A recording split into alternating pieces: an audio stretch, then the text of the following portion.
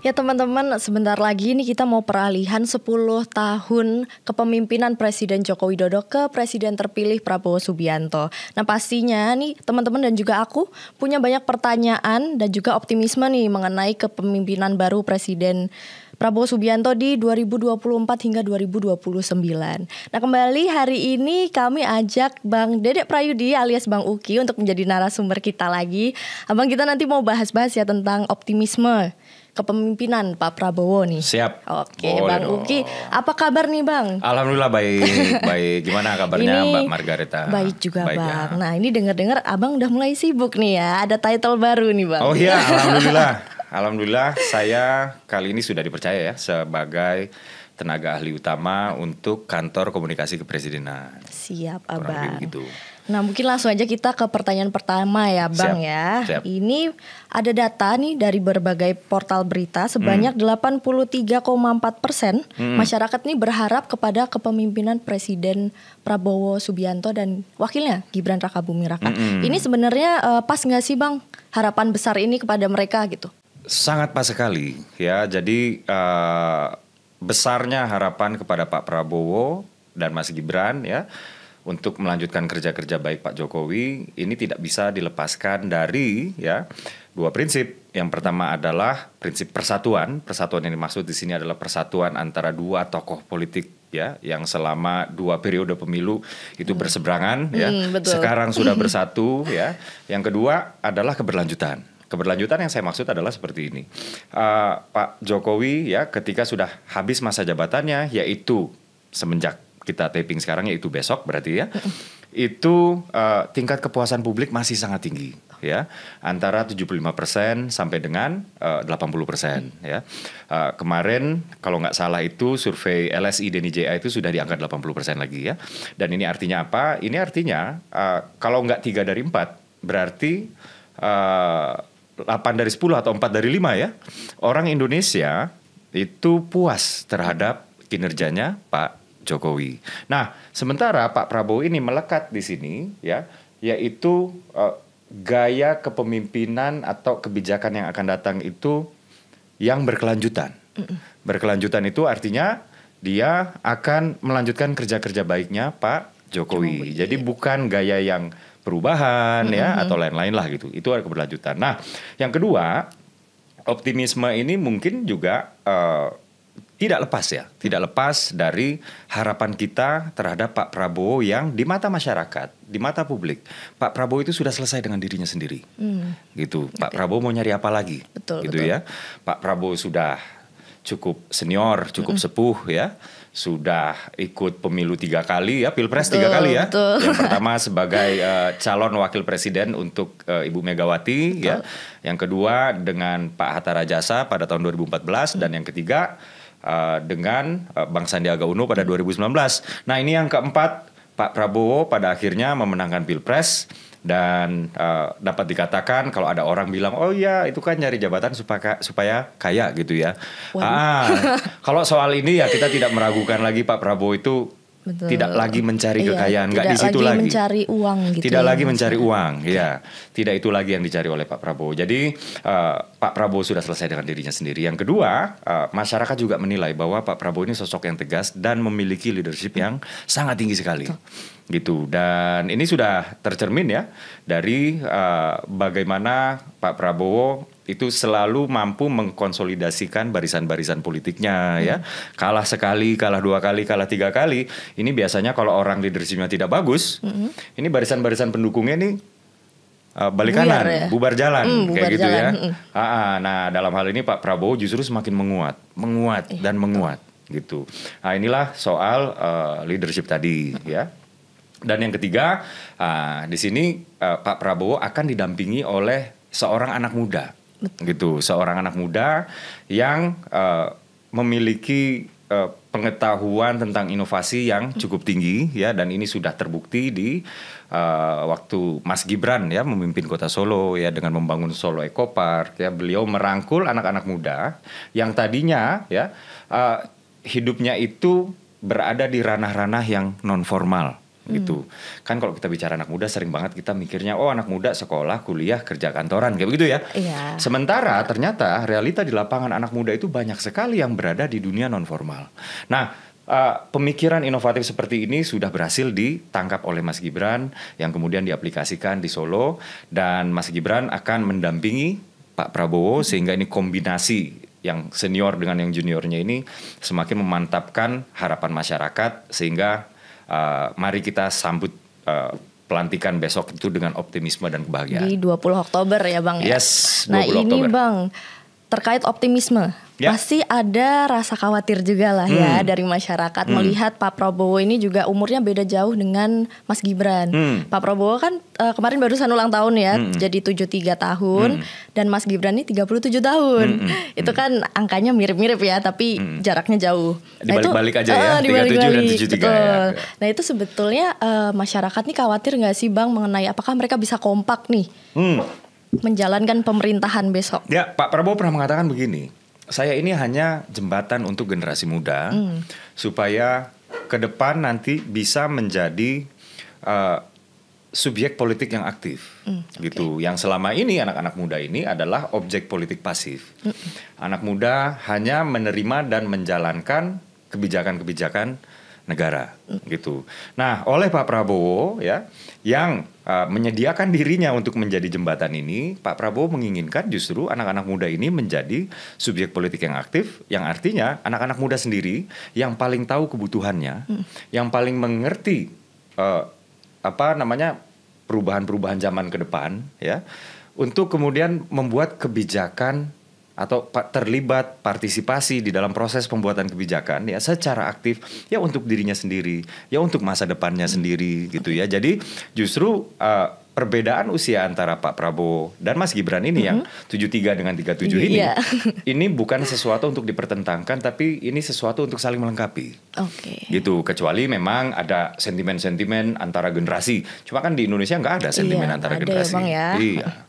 Gitu. Oke, jadi ini bukan suatu masalah ya, bukan perbedaan suatu masalah. umur nih, justru malah adalah sebuah melengkapi keuntungan, gitu ya. sebuah kelebihan. Ya. Betul, oke. Nah ini kan tadi membahas dengan anaknya nih, Mas Gibran. Nah sekarang dengan Pak Jokowinya sendiri. Siap. Ini kan latar belakang Pak Prabowo dengan Pak Jokowi kan cukup berbeda ya, antara masyarakat sipil dengan Pak Prabowo yang dulunya militer. Nah itu gimana sih Bang gaya kepemimpinannya? Apakah ada besar perubahan nih antara Pak Jokowi dengan Pak Prabowo? Ya, ini bukan, pertama-tama harus ditekankan dulu ya bahwa ini bukan soal salah dan benar. Betul. Ya, ada orang yang seleranya musik roncong ya silakan kan. Ada yang seleranya musik dangdut ya silakan. Orang yang seleranya musik dangdut nggak bisa mengatakan yang seleranya musik roncong itu sesuatu yang salah. Dan sebaliknya orang yang seleranya musik roncong nggak bisa mengatakan orang yang selera musik dangdut itu salah. Nah, memang ada perbedaan-perbedaan karakteristik ya. Betul. Latar belakang ya. Pak Prabowo itu berasal dari kalangan militer, Pak Jokowi berasal dari kalangan sipil ya. Pak Jokowi yang begitu lekat ya, yang begitu lekat dengan masyarakat ya, yang kadang-kadang kalau saya dicurhatin sama Pas Pampres, itu Pas Pampres itu suka pusing. Pusing gimana? Pusing karena Pak Jokowi itu kerap sekali karena kecintaannya terhadap masyarakat dan memang berasal dari orang yang biasa-biasa saja. Akhirnya gimana ya? Protokoler itu harus merelakan Pak Jokowi yang tiba-tiba turun mobil gitu. Terus salaman-salaman gitu, terus dipeluk-pelukin gitu ya sama masyarakat. Padahal harusnya ada jarak ya. Secara protokoler itu nggak boleh sebenarnya ya. Tapi memang ya sudah, memang gaya presiden kita ya sampai dengan kita melakukan taping ini ya memang seperti itu gitu. Nah, mungkin gaya kepemimpinan presiden Pak Prabowo itu akan menjadi gaya kepemimpinan yang lebih tegas. Tapi tegas di sini bukan tegas dalam artian keras kepada rakyat gitu ya, atau represif gitu, enggak gitu, enggak ya, enggak, tapi tegas kepada jajarannya, gitu. Jadi siapapun jajarannya, ini saya ingat ya, saya kan sekarang di kantor komunikasi kepresidenan. Ya. Gimana tuh Bang? Jadi kepala kantor kami Bang Hasan Nasbi, Pak Kepala ya kalau kami menyebutnya ya. Saya kadang-kadang masih suka keceplosan bilangnya Bang. Karena sudah kenal beliau dari sebelum menjadi kepala kantor. Jadi Pak Hasan Nasbi ini mengatakan ya, waktu beliau bicara empat mata lah gitu ya. tatap-tatapan dengan Pak Prabowo, pesannya itu Pak Prabowo dengan wajah yang sangat serius. Kamu jangan korupsi. Oh, gitu. Okay. Kamu jangan korupsi. Ya? Iya. Jangan makan korupsi. Uang APBN. Ya kecuali gaji lah maksudnya kayak begitu ya. Dan jangan begini. Dan itu dengan wajah, suara dan sorotan mata yang begitu tegas dan tajam. Gitu. Dan inilah yang saya maksud dengan ketegasan Pak Prabowo ya. Dan mungkin Pak Prabowo ini lebih ke orang yang lebih suka jelas-jelas di depan dulu, gitu ya. Dan ya, saya pikir inilah perbedaan yang cukup mencolok ya terkait dengan gaya kepemimpinan Pak Prabowo sebagai mantan militer ya. Ini beliau ini ke jajarannya begitu tegas gitu ya. Tapi sebagai mantan militer juga kecintaannya terhadap bangsa ini begitu luar biasa besar ya. Pak Prabowo sudah pernah katakanlah dalam tanda kutip hampir mati berkali-kali demi negara ini ya. Sementara Pak Jokowi yang berasal dari sipil, orang biasa, beliau memiliki kedekatan batiniah yang luar biasa terhadap rakyat ya, yang kadang-kadang membuat protokoler itu pada pusing. Kurang lebih sih seperti itu. Berarti ini juga saling melengkapi juga ya antara Pak Jokowi dengan Pak Prabowo gitu ya, Bang ya. Betul. Oke. Nah tadi Bang Uki juga mengatakan nih adanya keberlanjutan, gaya kepemimpinannya nih keberlanjutan. Nah ini kan banyak sekali legasi yang diteruskan Pak Jokowi ke Pak Prabowo. Salah satunya yang paling besar ini kan IKN nih Bang. Nah di baru-baru ini tuh ada wacana Twin Cities. Nah itu sebenarnya apakah membuat IKN mandek atau nantinya gimana sih tuh Bang konsepnya sendiri nih Twin Cities? Iya, ini sebenarnya belum menjadi sebuah konsep yang matang ya. Ini belum menjadi sebuah konsep yang matang. Akan tetapi memang tidak bisa ya satu kota itu berkembang sendirian ya. Dan kalau kita berbicara soal IKN ya, IKN ini kan diharapkan dapat membuat perdesaan, kabupaten, dan titik-titik populasi di sekitar IKN itu menjadi lebih maju. Ya. Jadi sebagai ibu kota tentu saja ini akan menggerakkan roda ekonomi. Tentu saja ini juga akan menjadikan pergerakan uang di Indonesia itu tidak terlalu Jawa sentris. Ya. Dan tentu saja yang namanya kebijakan pemerintah pusat itu akan lebih memperhatikan Indonesia di bagian tengah maupun di wilayah Indonesia bagian timur gitu. Nah, dalam prosesnya inilah kita menganggap akan terjadi perkembangan kota-kota baru. Ya, kota-kota baru, dan kota-kota baru yang dimaksud itu kota-kota penyangga baru yang tadinya dia adalah sebuah kelurahan ya, di sekitar IKN dia akan menjadi kecamatan. Yang tadinya kecamatan bisa jadi dia akan menjadi kota madya sendiri. Gitu. Dan inilah yang mungkin dimaksud dengan orang-orang sebagai si Twin Cities antara IKN mungkin dengan Jakarta yang juga sudah mapan dengan kota-kota penyangganya ya, atau mungkin dengan kota-kota serupa di luar negeri gitu. Tapi itu kan nanti kalau misalnya memang perkembangannya sudah begitu mapan ya. Berarti masih digodok lagi masih ya ini Bang. Bang. Sebagai konsep ini belum final. Nah ini kan juga banyak legasi Pak Jokowi lainnya yang juga diturunkan ke Pak Prabowo. Nah itu sebenarnya melihat dari IKN aja mungkin kita bisa melihat oh ini optimis akan bisa maju nih, akan bisa berkembang. Nah gimana tuh Bang sama legasi-legasi lainnya? Iya, kita jadikan benchmark dulu IKN ya. Sebenarnya ada dua benchmarknya ya. Untuk keberlanjutan itu, yang pertama IKN, kedua hilirisasi. Oh iya. Kita masuk dulu ke IKN sebagai benchmark ya.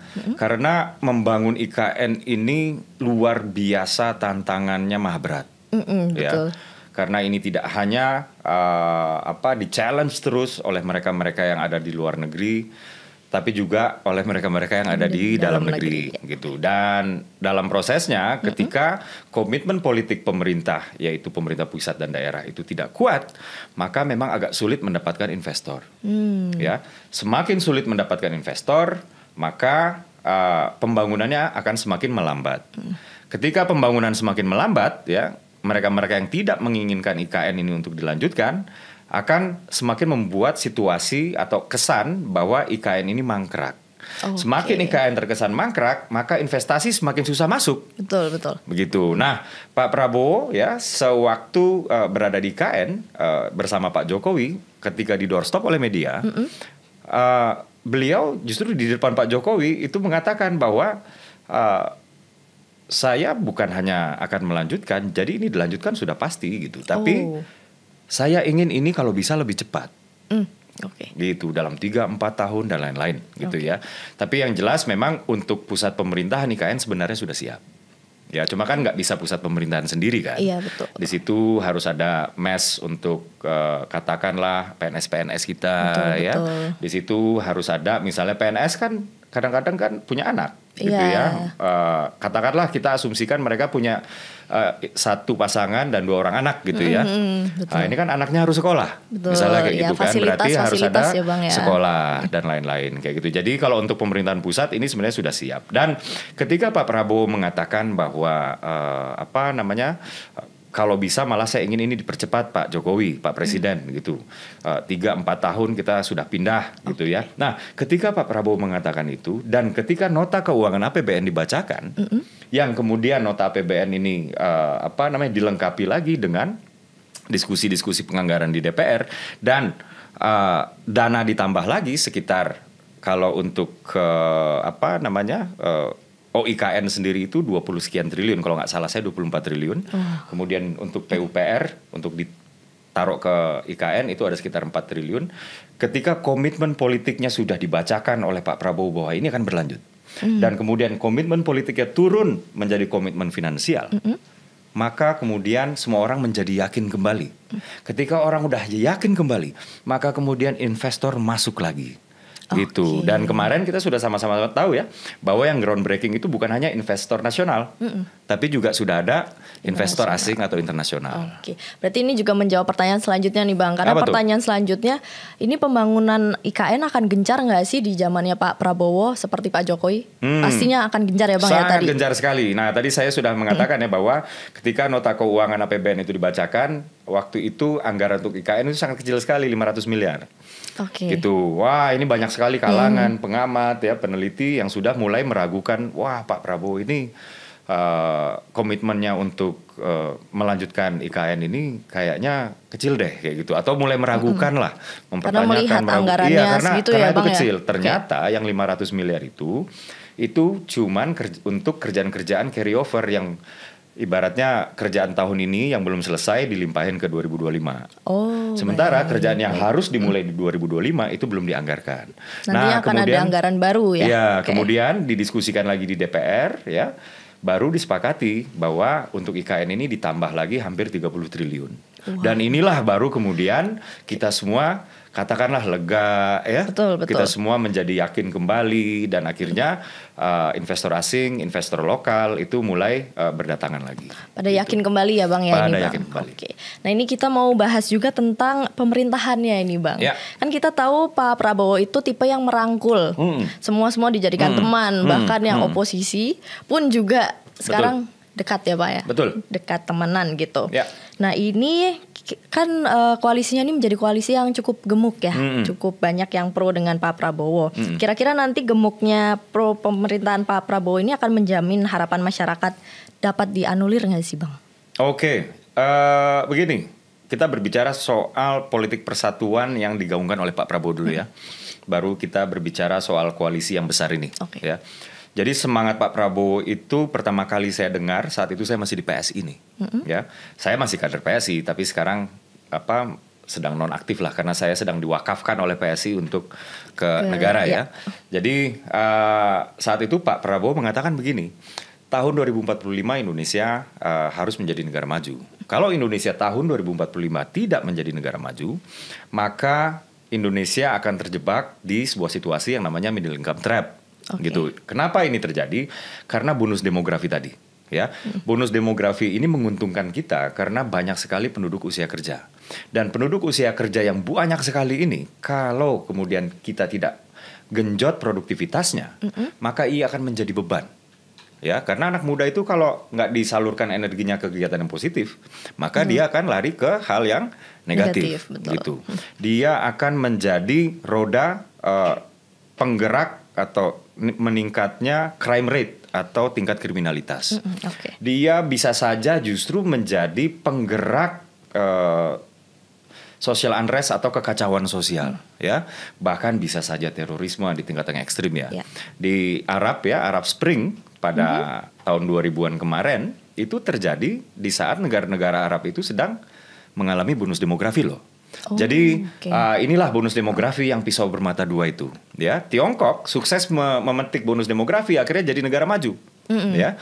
Korea Selatan, ya, pada saat mereka berada di posisi Indonesia hari ini, mereka memproduksi 1.000 engineer per tahun, dan sekarang kita sudah mengenal yang namanya Samsung, yang namanya Hyundai, dan lain-lain ya, produk dari engineer-engineernya Korea itu, gitu ya. Dan Indonesia sekarang berada di fase itu, dan nggak ada pilihan. Kita harus menjadi negara maju 2045. Kalau nggak kita menjadi negara yang terjebak di middle income trap. Nah, itulah semangat pertama. Dan Pak Prabowo mengatakan bahwa di tengah kondisi global yang serba nggak menentu kayak sekarang, ya, katakanlah COVID, dunia ini belum pulih loh dari COVID. Masih ada kemungkinan ya Bang. Ya. Kemudian COVID belum pulih, ada krisis Timur Tengah, ya, Palestina dengan Israel, ya.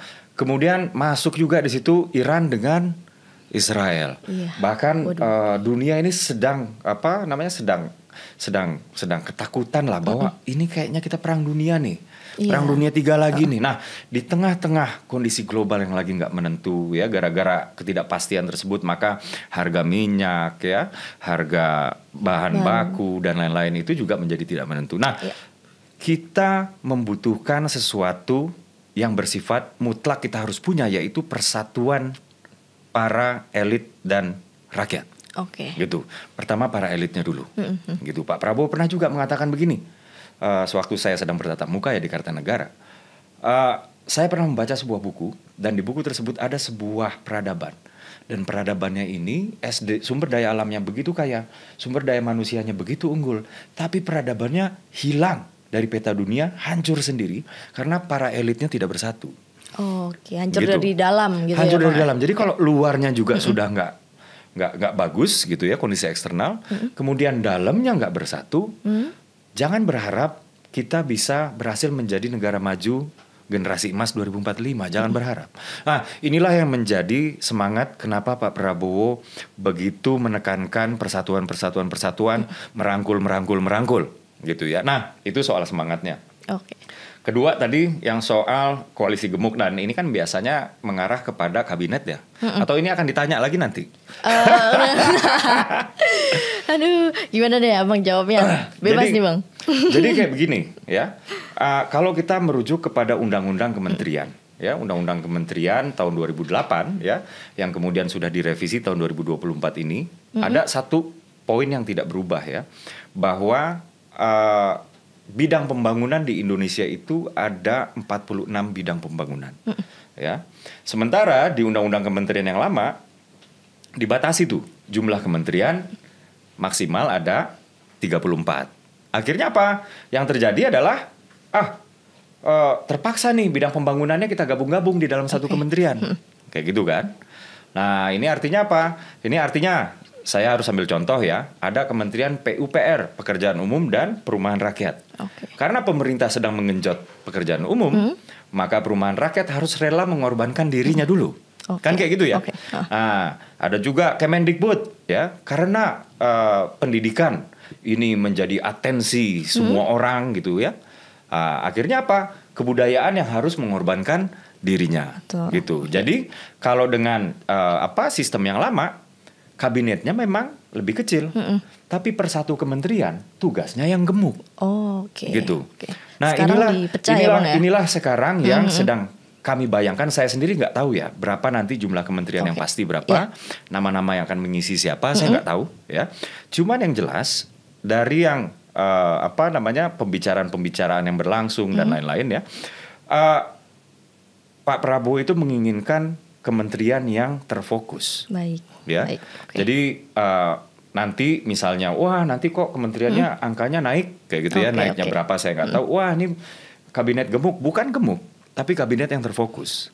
Jadi satu kementerian mengurusi satu bidang pembangunan. Akan lebih efektif berarti gitu ya Bang. Betul. Dan tadi juga Abang menyebutkan Pak Prabowo ini tegas dengan kementeriannya, dengan kabinetnya, dengan yang ada di pemerintahan, dan akan berusaha sekali mengurangi korupsi ya. Itu Ya. dari Pak Prabowo sendirinya Yes. juga mengatakan seperti itu ya Ya. Bang ya. Oke, nah ini terakhir nih Bang. Gimana caranya meyakinkan 16,6% masyarakat yang masih belum optimis terhadap kepemimpinan Pak Prabowo? Itu gimana Bang? Meyakinkan mereka adalah dengan memberikan bukti saja. Ya, artinya bahwa ada 83, sekian persen masyarakat yang percaya ini nggak melulu adalah kabar baik, ya kan? Ini bisa saja menjadi kabar netral. Kenapa kabar netral? Karena ini berarti ekspektasi loh, gitu. Ekspektasi ini nggak dijawab dengan performa yang bagus. Betul. Gitu. Setuju Nah, Bang. kalau performa yang bagus ini sudah menjawab ekspektasi yang tinggi, besar kemungkinan yang 16 ini juga lama-lama juga akan Optimis. Optimis. Oke, jadi Begitu. buat teman-teman jangan pesimis ya. Ya, Kita dan harus yang optimis dulu. Yang pesimis sekarang juga jangan dimusuhin ya, Iya. buat teman-teman yang optimis. Kita tarik ya Bang ya, Iya, bareng-bareng nanti akan untuk dibuktikan optimis. oleh Pak Prabowo dan Mas Gibran. Oke, teman-teman, itu tadi perbincangan kita dengan Bang Dede Prayudi atau Bang Uki nih tentang optimisme terhadap kepemimpinan Pak Prabowo. Nah, nanti kita bisa lihat setelah ada pelantikan di tanggal 20 Oktober. Kita nantikan terus teman-teman gimana nih ke depannya pemerintahan Pak Prabowo Subianto. See you See you. in the next video.